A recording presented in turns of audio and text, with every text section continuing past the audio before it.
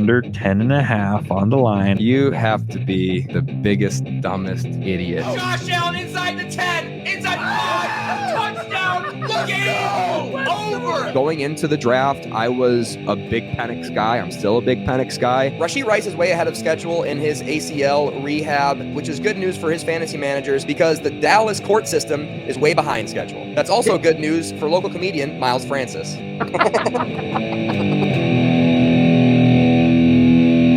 Oh, hello and welcome to What Are We Talking About, Jamie Jakes. I am him, and today I am here again to make you guys some money. It's a solo episode today. If this is your first time joining us every single week, me and NFL insider James go head-to-head to see who is the better sports gambler. And so far, so good for me. I am 4-0 in our weekly matchups in the regular season. We also have a preseason title and a postseason playoff and Super Bowl title. James is the champion of the postseason, so shout out to him for that.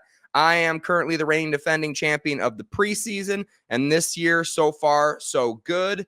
And, of course, I am the title holder of the Hammer of Truth and Justice, the most coveted award in our program, which is for the regular season, last season, where I dominated him. I'm doing the same thing this time around. Like I said, 4-0. I have a winning record on the season against the sports books as well. And I'm coming off my best week so far. We're a big integrity gambling podcast. You're not going to get the same amount of integrity out of any other podcast that you listen to for your sports gambling, because we recap every single week. We tell you how hot we are and how not we are. We're hot right now. James had a winning week last week. We are going to reveal his picks by the end of the program, so stay tuned for that. How it works is he presents us a slate of games, and I have a forced bet on those games. I have to bet on that game. Whatever bet I can find is fair game. Whatever odds I can find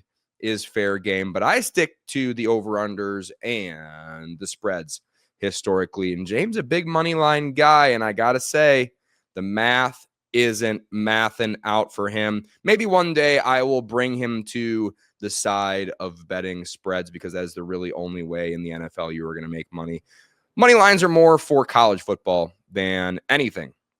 Small slate, big winners. I was 3-1 last week, trying to go 3-1 or better again this week. We just have 4 games on this slate. If you want to skip ahead to that, you definitely can. You'll see a big title on the top of the screen when I start talking about those games, as we have our Dynasty cat right here and our Boston dog walking across the screen. That's good luck, especially if they bark and make a lot of noise when I am setting up these games. Like I said, integrity recap, here you go. And here is the integrity recap horn.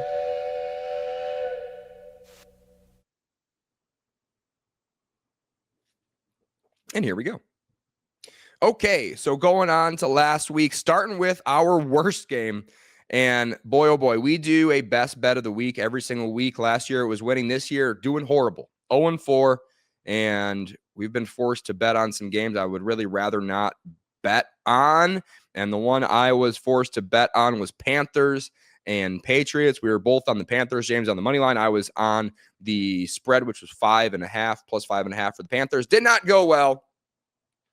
But that'll happen when you're betting on the Panthers, and that'll happen when you bet against Mike Vrabel, I think. So we have more to talk about there, because we have some Patriots to talk about later in the program. But when you bet on shitty teams, sometimes they get blown out, and that will happen in sports gambling. Now let's get to my winners. 3 winners on the week. Ravens, Chiefs. We told you exactly how this one was going to go. James said, hey, Chiefs money line, plus 125.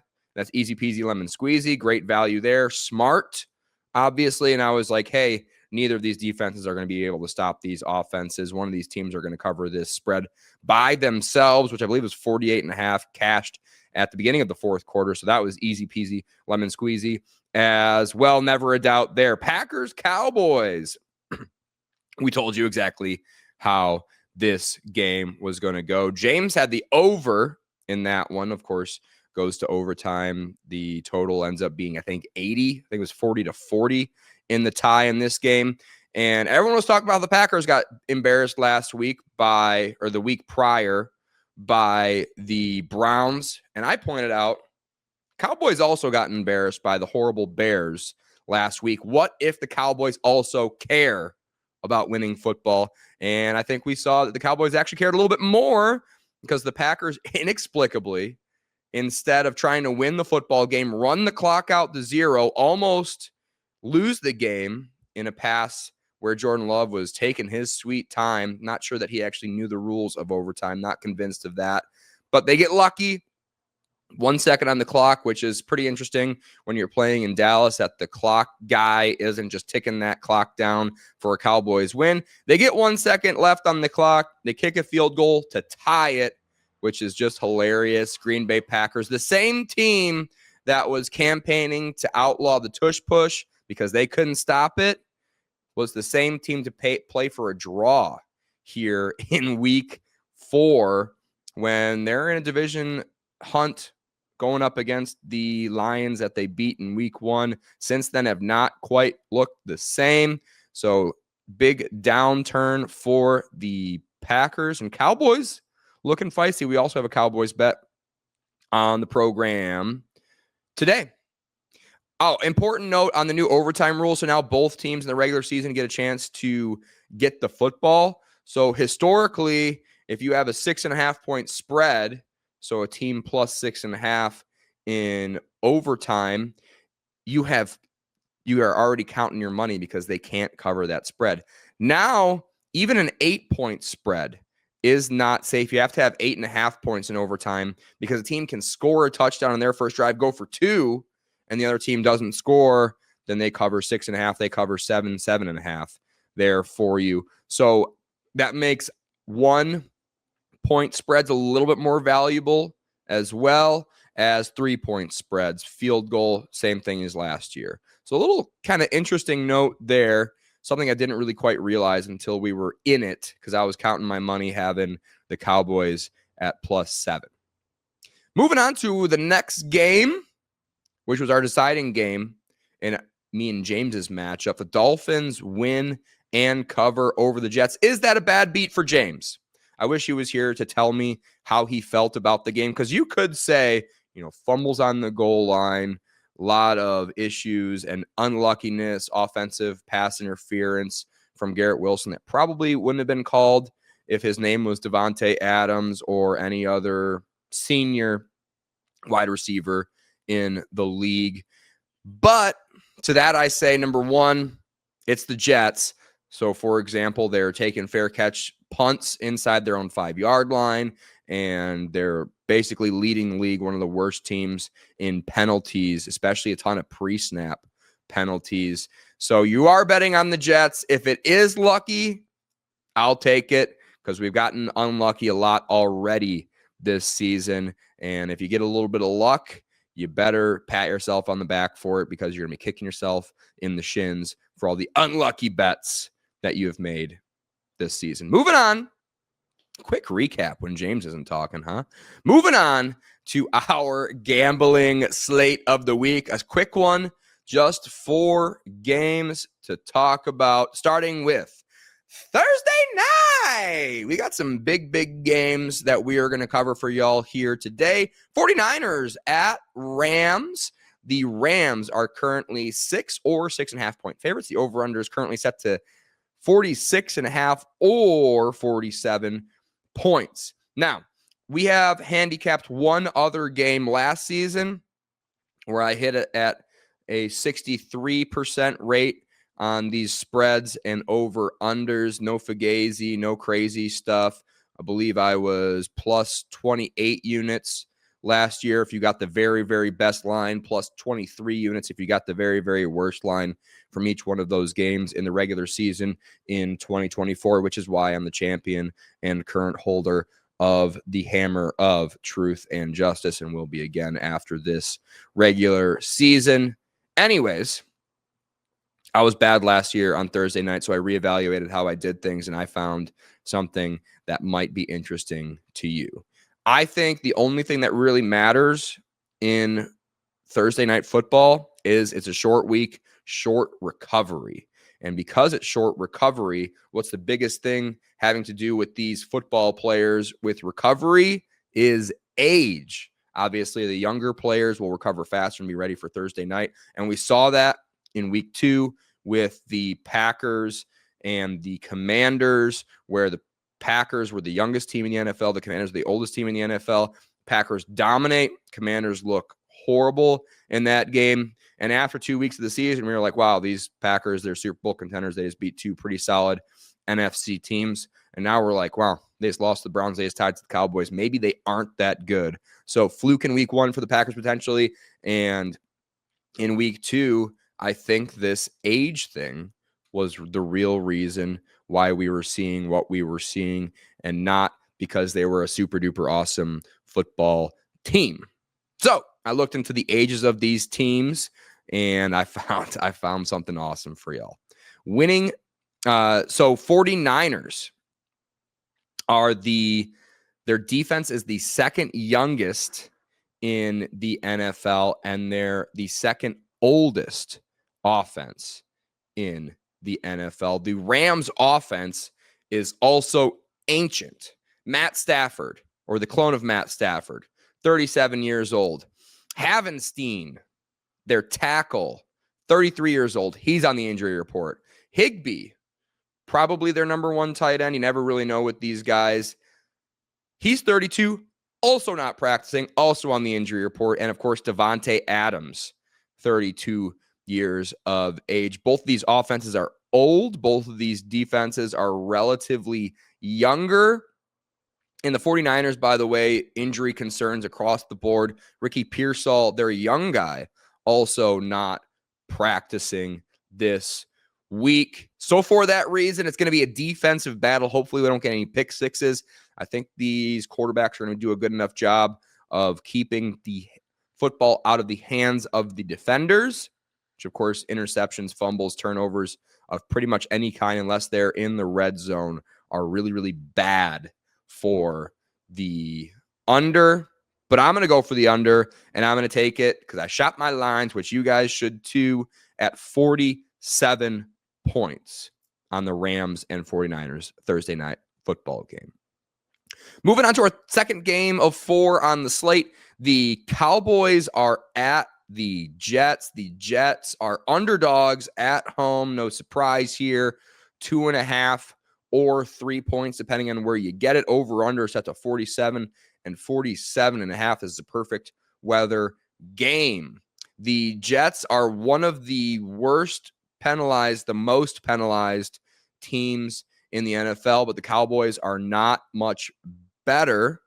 The Jets defense in EPA per pass is the 3rd worst in the NFL, and the Cowboys have the 6th best passing offense in EPA per pass in the NFL. So elite, good offense in passing versus an elite bad, horribly bad, crushingly bad pass defense.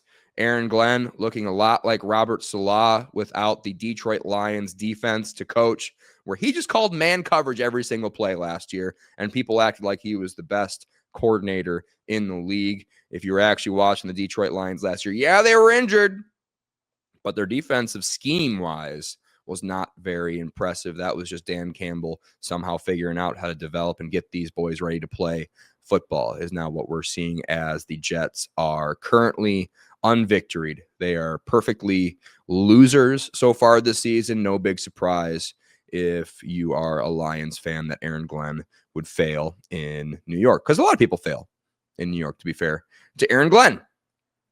The Cowboys did put up 40 last week, and now there was an extra quarter, but they only scored 3 points in that quarter with a field goal.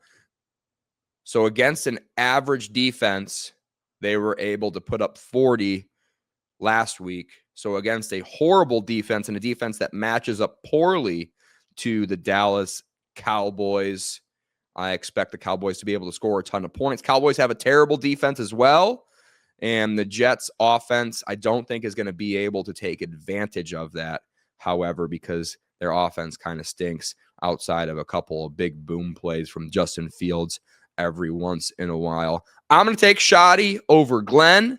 So give me the Cowboys at -2.5 on the road in New York. Shop your lines.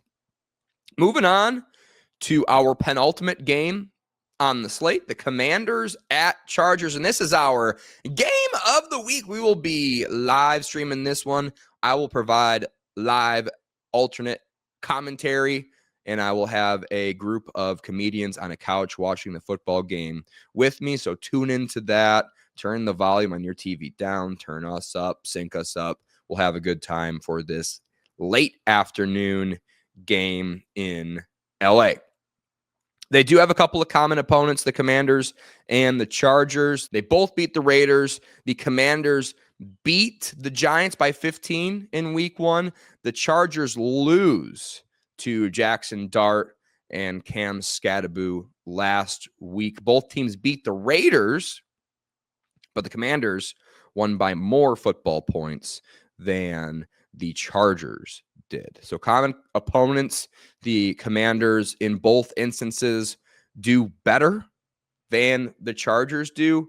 Points per game, the Commanders are 8th best in the NFL. Chargers rank 20th in the NFL in points per game, and that's with a backup quarterback for a couple of those games over there for the Washington Commanders.